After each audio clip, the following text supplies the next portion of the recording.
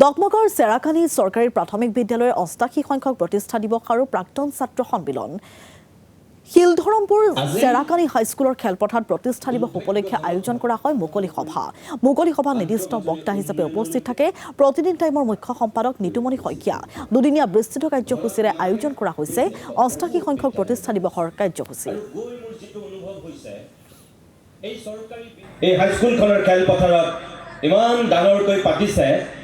আজি আপোনালোকে সংকল্প লওক যে আজিৰ পৰা মাত্ৰ ১২ বছৰৰ পিছত এই বিদ্যালয়খনৰ শতবৰ্ষ যেতিয়া আপোনালোকে অনুষ্ঠিত কৰিব, ইয়াতকৈ আৰু বহুত বেছি বিশাল পেণ্ডেল আৰু বিশাল জনসংখ্যাৰ ইয়াত সমাৱেশ ঘটাব পৰাকৈ আপোনালোকে শতবৰ্ষ আয়োজনৰ ব্যৱস্থা কৰক।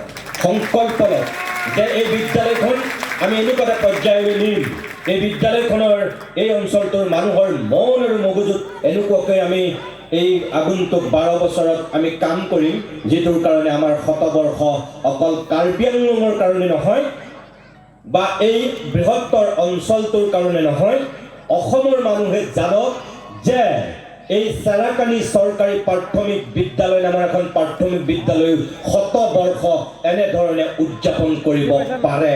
সেই মেছেজটো আপোনালোকে দিয়ক, সেই বাৰ্তাটো আপোনালোকে অসমৰ সমাজ জীৱনলৈ দি দিয়ক। অসম্ভৱ বুলি একো নাই।